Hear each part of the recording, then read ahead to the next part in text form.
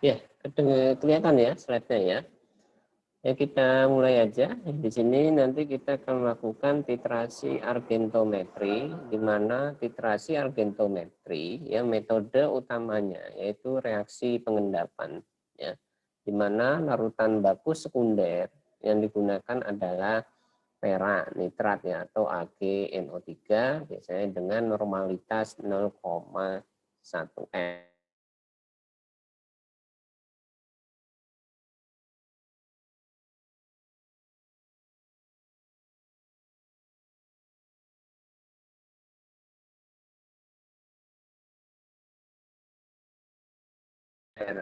Dan I.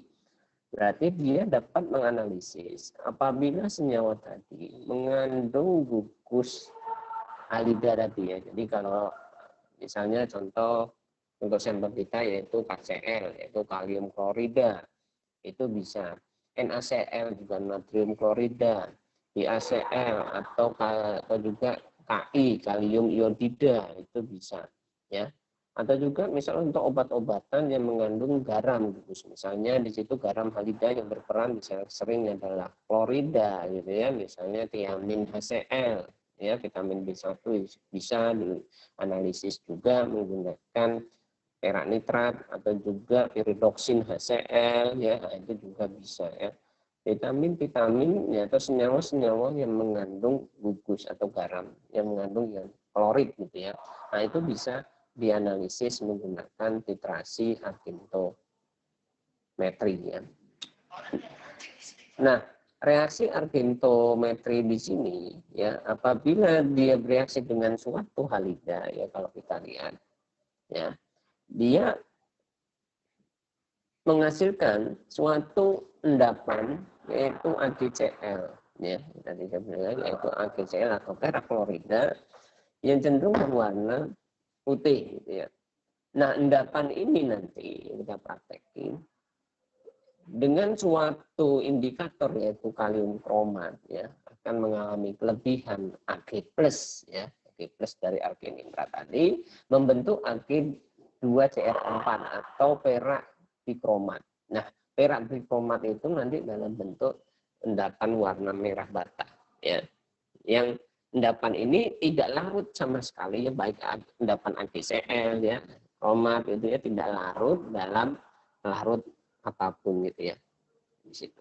Nah, itu prinsipnya di situ. Nah, tujuan praktikumnya ya di sini kita ingin mengetahui ya, mengidentifikasi secara kuantitatif ya, menghitung kadarnya, bagaimana kita menetapkan kadar suatu senyawa obat yang mengandung unsur halida tadi ya. Nah, sampel kita pakai adalah kalium klorida.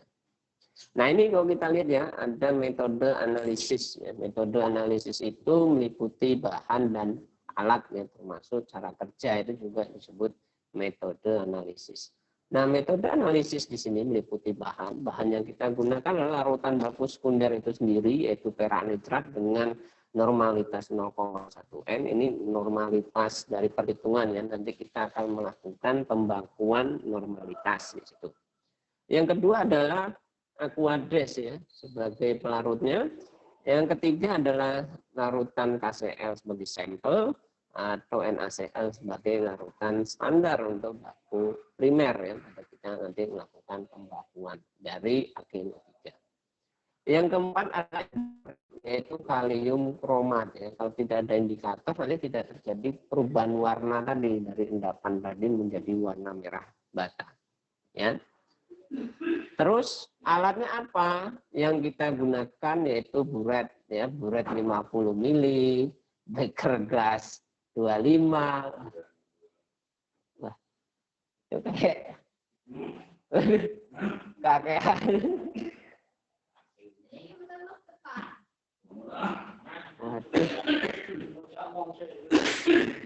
Nah, kita gunakan di sini yaitu beker gas 25, 50 dan 100 mili. Terus juga Erlenmeyer 50 mili dan 100 mili, terus gelas ukur 1 mili dan timbangan analitik ya.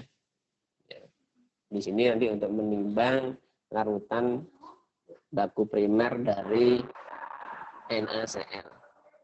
Ya, itu bahan dan alat. Nah, langkah pertama yang akan kita lakukan yaitu kita melakukan pembakuan larutan AgNO3 0,1N. Ya.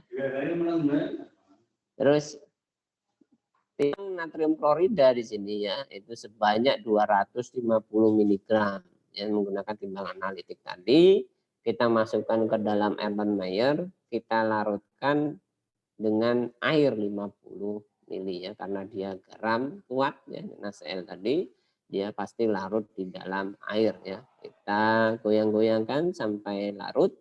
Setelah itu ya kita tambahkan indikator ya 1 mili kalium kromat ya 5%.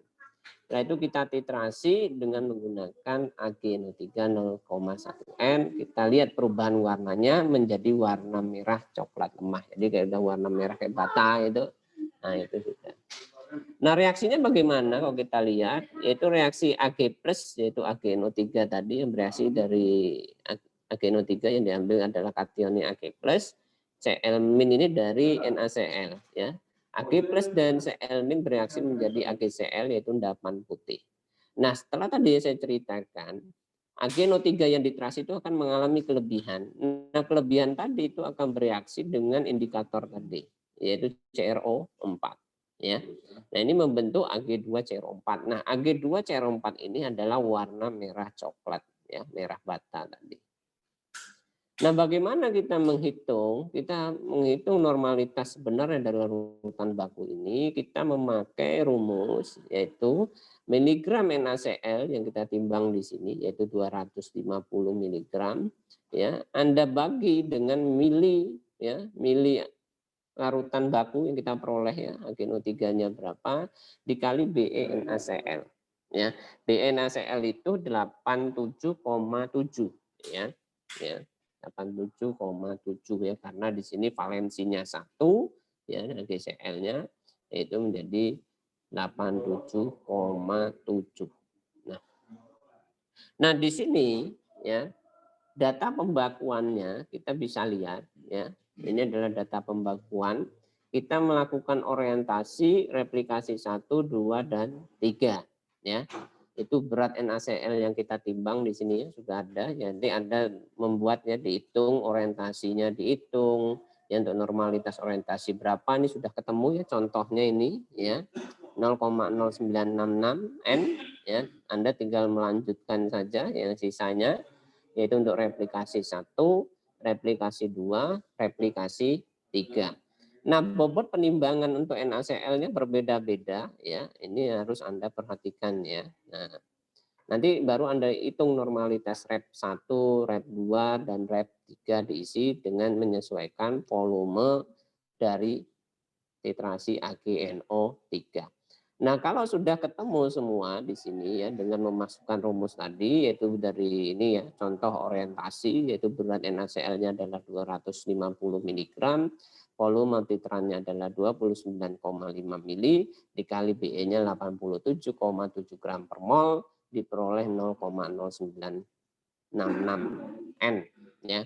Nanti Anda hitung N rep 1, N rep 2, N rep 3 nanti diperoleh normalitas rata-ratanya berapa dengan cara menambahkan normalitas orientasi rep 1, rep 2, rep 3 dibagi 4 diperoleh normalitas rata-rata.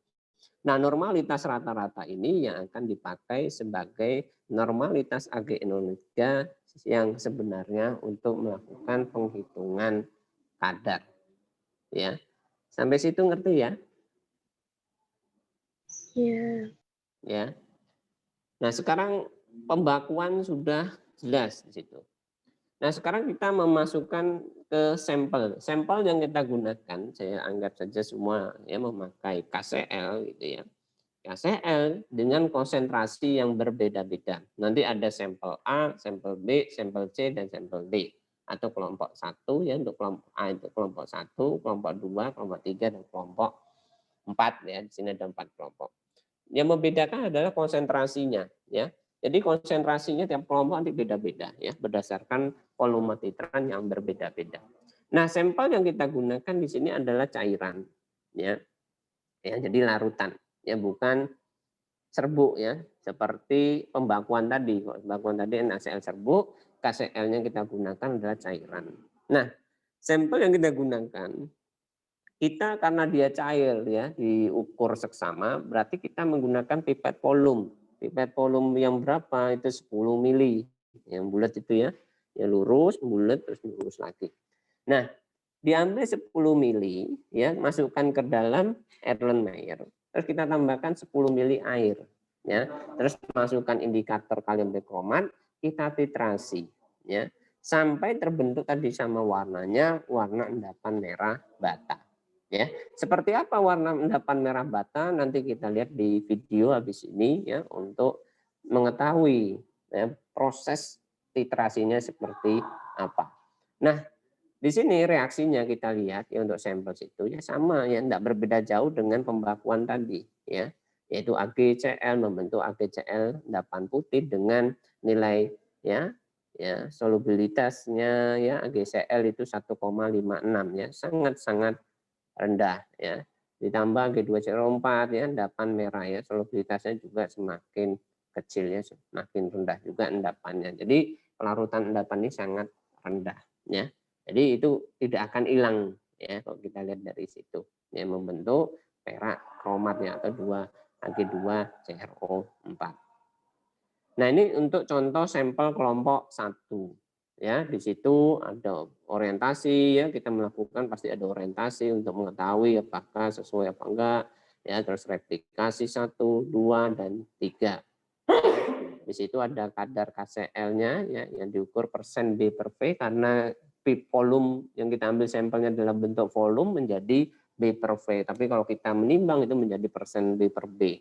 Ya, jadi kita menghitung kadarnya ya, kadar 1, kadar orientasi, kadar replikasi 1, replikasi 2, replikasi 3 nanti baru dirata-rata ya setiap kadar yang diperoleh. Nah, rumusnya apa? Sama ya seperti kemarin pada saat titrasi asidi alkali, yaitu milititran. Ya, milititran itu jadi mili kita titrasi AgNO3 ini, yaitu contoh saja orientasi itu 15 mili, kita tulis 15 mili, dikali normalitas titran, yaitu normalitas rata-rata pembakuan tadi. Ya, dikali BE, ya BE dari sampel tadi. Ya, ini sorry ya, BE-nya bukan NaCl ya, sorry. BE-nya kita ganti KCl ya. Nanti KCl, K itu muatannya berapa ya? K. Ya, bentar. Saya stop share dulu. Ya.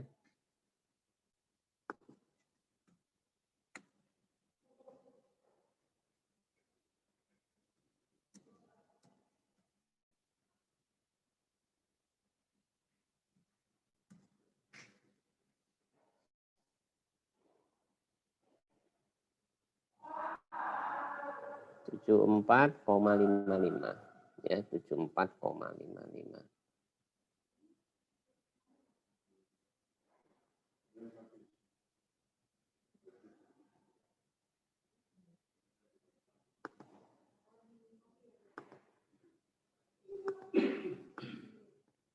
Tujuh 74,55 ya.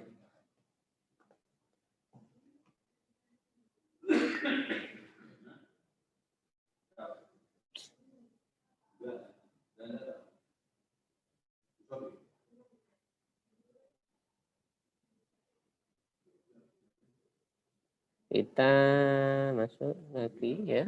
Nah, di sini ya sudah kelihatan lagi. Nah, kita lihat di sini ya. Untuk BM, sorry ini KCl itu adalah 74,55 ya berat ekivalensinya. Ya, 74,55. Jadi BE-nya nanti 74,5. Kalau tadi yang 87,5 itu kan punya NaCl karena sampel Anda KCl, ya di sini BE-nya 74,55. Nah, dikali 100% dibagi mili sampel. Mili sampel itu volume sampel yang kita ambil ini ya 10 mili. Nah, itu kalau ini kan B per B kayak kalau B per B dia miligram sampel yang diambil ya, berat kertas kemarin berapa ditimbang dan lain-lainnya itu. Nah, ini dikali 1000. ya. Karena ini kan mili, kita ubah dia kali 1000 supaya menjadi ya sama persen konsentrasinya. Tetapi kalau dia dalam bentuk gram, ya miligram itu tidak dikali 1000 ya, rumusnya gitu.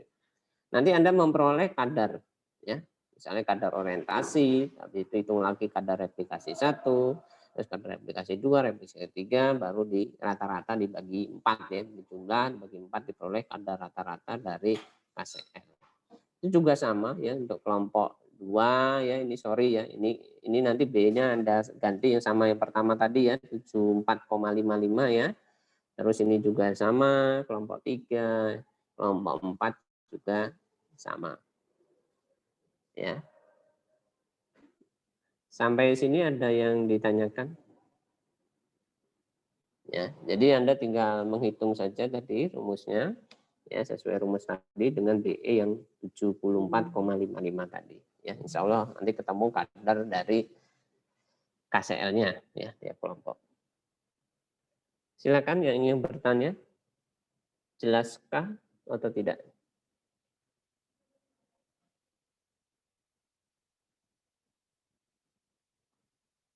Lalu dengar suara saya?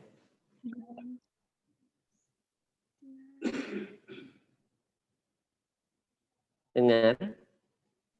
Ya. Ya. Nah, sekarang kalau Anda sudah dengar suara saya, sekarang kita akan coba ya dengan melihat video ya praktikum ini ya. Nanti sambil jalan sambil saya jelaskan ya. Saya pause ya, biar ngerti. Ini ya untuk titrasi argen. Determination of sodium chloride percent is a very important testing parameter for salt and food sample. In this video we will determine the percentage of sodium. Nah, di sini ini adalah ya untuk mengetahui ya persentase ya kadar persentase dari sodium chloride ya. Jadi natrium klorida di sini. Ya, dengan metode Forhat. Sodium chloride of a salt sample by Moore's method. Welcome to the channel Microchems Experiments. Be with us, be a laboratory expert. We can analyze a sample for the sodium chloride content by following 4 steps. Chemical preparation, sample preparation. Nah, di sini ya kalau di video ini ada 4 prosedur ya yang dilakukan, yaitu preparasi sampel preparation dari kesediaan barang ya, maksudnya Erlenmeyer, gelas ya dan lain-lain itu. Yang kedua adalah preparasi sampel kita ya, ketiga adalah titrasi, yang keempat cara perhitungan ya. Nanti cara perhitungannya agak berbeda dengan kita tapi hampir sama. Titration and calculation. To do the test, we need some apparatus and equipment, like balance machine, micropipette, red, stand, and conical flask. Among the chemicals and reagents we need sodium chloride, silver nitrate, and potassium chromate. Reagent-grade chemicals should be used in this test to get the accurate result. Let's start the analysis. Chemical and reagent preparation is very crucial for any test. So we must prepare the chemical or reagents properly. Before going for the main test. Ini adalah ya, jadi kalau Anda lihat ya di situ ya. Jadi kalau Anda mau lihat di situ, ini adalah cara membuat reagen ya, cara tadi ya preparasi chemical tadi, cara membuat reagen, bagaimana cara membuat reagen ya perak nitrat 0,1 N di situ ya dengan cara melarutkan 1,699 gram perak nitrat dalam bentuk kristal dalam aqua distillation ya, jadi 100 mili aqua distillation sudah jadi ya, itu normalitas 0,1 N. Yang kedua, bagaimana cara membuat sampel ya sodium klorat atau NaCl di situ, dia dengan cara melarutkan ya 0,584 NaCl ya dalam bentuk kristal dalam 100 mili air. Ya, ini larutan standar nanti bakunya. Nah, yang ketiga, bagaimana cara membuat ya indikator yaitu potasium kromat 5% dengan melarutkan 5 gram kalium berkromat ya dalam larutan 100 mili air. Nah, ini digunakan sebagai indikator. Nah, ini cara-caranya ya bisa Anda lakukan ya. We will prepare 0.1 normal silver nitrate, 0.1 normal sodium chloride, and 5% potassium chromate. 5% potassium chromate can be prepared by dissolving 5 grams potassium chromate into 100 milliliters distilled water and shaking to mix well. Keep the solution bottle wrapped with aluminum foil paper to avoid direct light exposure and store it in dark and cool place. For the preparation of 0.1 normal sodium chloride, take 0.584 gram of sodium chloride crystal into 100 milliliters volumetric flask.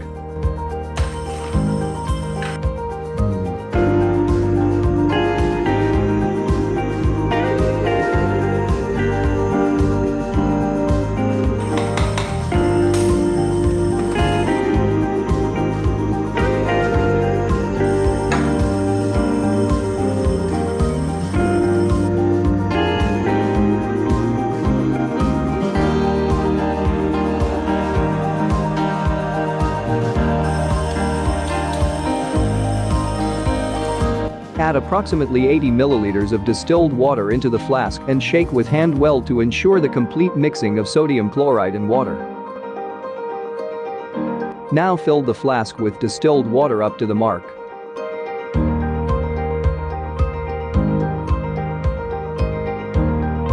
.1 normal sodium chloride solution is now ready to use. This solution will be used in the standardization of silver nitrate solution. Now we will prepare 0.1 silver nitrate solution. This can be done by following 2 steps. In the first step we will prepare the silver nitrate solution. To do this, just dissolve 1.699 grams of silver nitrate crystal into 100 milliliters of distilled water. Use amber-colored glass bottle to avoid direct exposure to sunlight and always store it in dark and cool place. In this step we will do the standardization of newly prepared silver nitrate solution.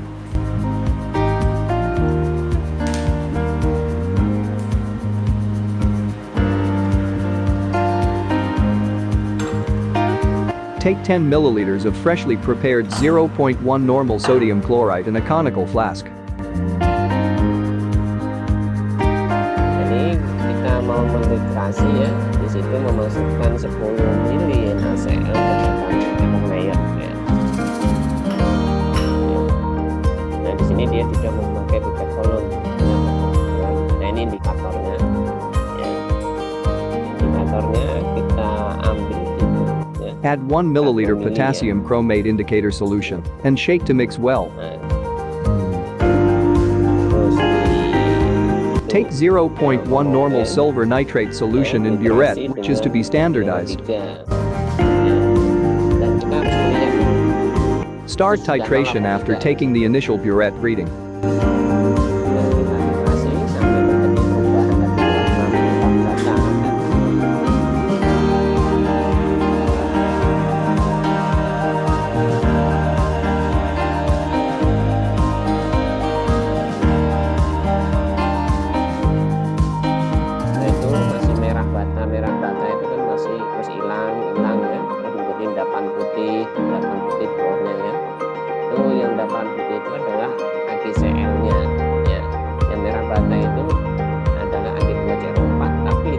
Reddish-brown color precipitation indicates the end point of the titration.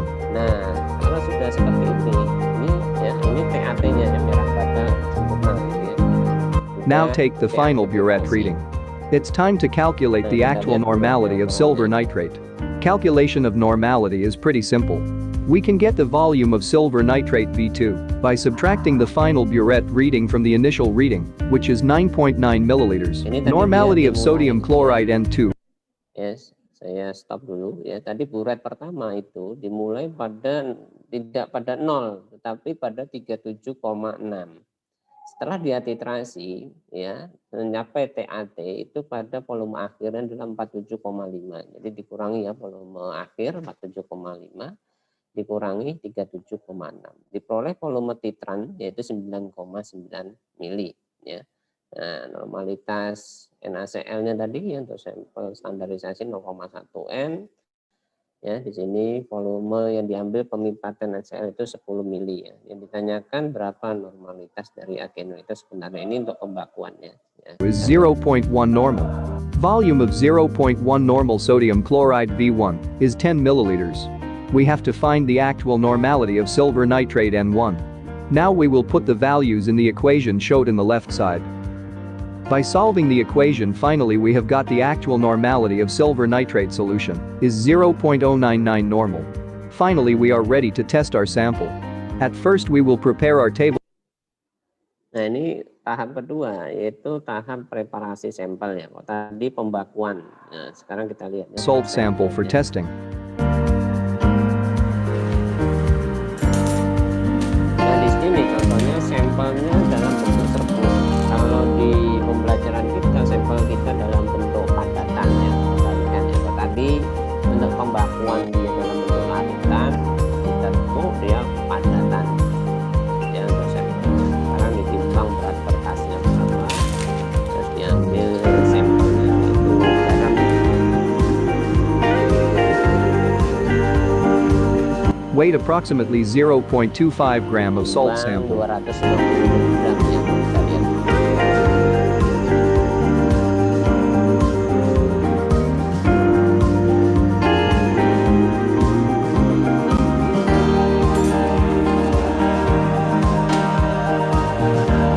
Note the sample weight. Nah, sampel yang sudah ditimbang sebagai analitik itu dimasukkan ke dalam sampel layer. Take the weighted sample in a conical flask. Ya, terus biasanya kertas itu ditimbang kembali ya, jadi kita hitung berat kertas tersisa ya. Nah, ini ditambahkan ya. Add 25 milliliters of distilled water into the flask and shake well to dissolve the sample completely. Ya, terus garamnya tadi di sampel itu dilarutkan dulu ya. Setelah larut nanti ditambahkan ya, tambahkan indikator tadi. Ya. Indikator kalium kromat ya. Add another 25 milliliters of distilled water into the flask. Shake again to mix the sample with distilled water.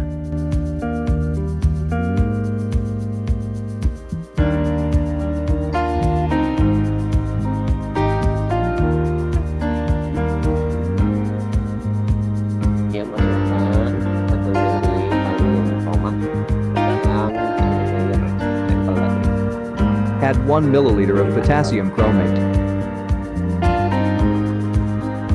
Sample preparation is done. Now we are ready to do the titration.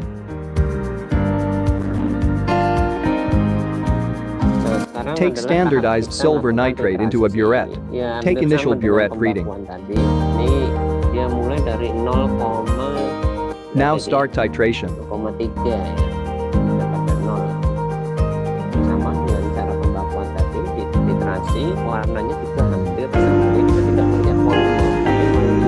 Titration should be done with vigorous agitation of the flask.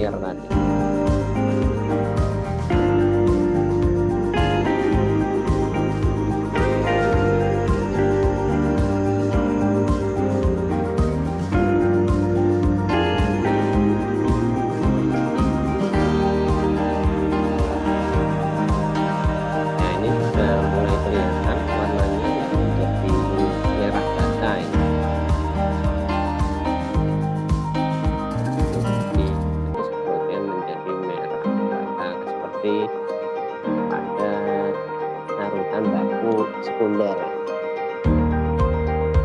Reddish-brown color precipitation indicates the end point of the titration. Nah, ini sudah menjadi merah bata, ya, jadi warna bata itu ya. Nah, ini sudah. Now take the final burette reading. Nah, itu volume elektronya 63. Nah, it's time to go for the final calculation. For calculation, we will arrange all the values and readings that we know from the test in the right side of the board. So let's arrange values first. We took 0.2511 gram of sample for the test. That's why the sample weight WS is 0.2511 gram. Now we need the volume of 0.1 normal silver nitrate that was used as titrate from the burette. We can get this volume by subtracting the final burette is 42.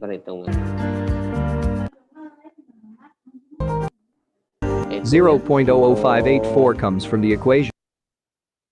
Nanti bisa Anda lihat ya di Determination of sodium chloride. Ya. Ini hampir sama juga ya, video yang kedua ya, prosesnya juga sama. Containing solutions can be analyzed via titration with silver nitrate using chromat ions as indicators for the endpoint of titration. Dia pakai magnetic stirrer ya, tidak manual gitu ya. Jadi intinya perubahan warna of itu natrium chloride. Cari. Ya, begitu ya. Jadi Anda bisa memahami lewat video ya. Nanti udah pernah titrasi tadi? Ya, udah pernah titrasi kan berarti ya masih ada bakat-bakatnya untuk titrasi ya. Jadi yang penting kan intinya Anda bisa tahu ya di situ bagaimana cara membuat larutan baku, bagaimana cara membuat indikator ya, bagaimana saat Anda melakukan titrasi, membaca volumenya sampai TAT yang titik akhir titrasinya tadi berubah gitu ya. Jadi insya Allah ya dari situ tadi kalau Anda bisa ya insya Allah nanti akan mudah untuk melakukan ya analisis kuantitatif dengan metode titrasi argintometri tadi ya gitu.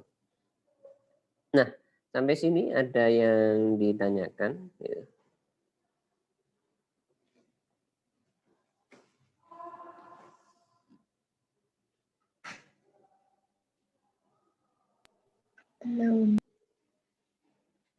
Belum gimana Mbak Novita mau nanya Mbak Novita? Jelas ya. Jadi silakan Anda nanti membuat laporan resmi ya sama seperti kemarin ya yang di buku petunjuk kan ada ya di lampiran belakang itu ya formatnya ya untuk lembar kerja caranya menghitung gitu ya dan isinya apa aja ya untuk laporan resmi di situ. Nanti silakan tadi ada 4 data kelompok ya silakan Anda masukkan di situ ya berdasarkan kelompok Anda kemarin yang di awal sudah kita bagi kelompok 1, kelompok 2, kelompok 3 dan kelompok 4 ya seterusnya. Ya. Gitu ya. Gimana? Ada lagi yang ingin ditanyakan gitu? Belum. Ini UTS UAS-nya kapan ya mulainya ya? Minggu depan ya sudah. Ya. Iya. Berarti kita masih satu pertemuan apa kita sudahkan saja ini yang terakhir praktek untuk titrasinya? Gimana menurut Anda lah kesepakatan bersama saja kalau mau lanjut besok berarti titrasi reduksi oksidasi ya besok hari Sabtu berarti konsultasi gitu. Apa cukup sampai titrasi argintometri jadi nanti untuk materi UAS itu berarti identifikasi obat, titrasi asidi alkali dan titrasi argintometri. Gimana? Apakah kurang? Apakah kita tambahkan lagi?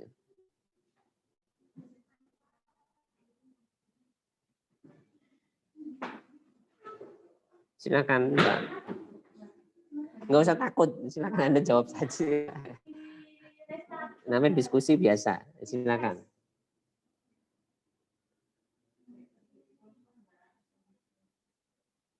Oh diam.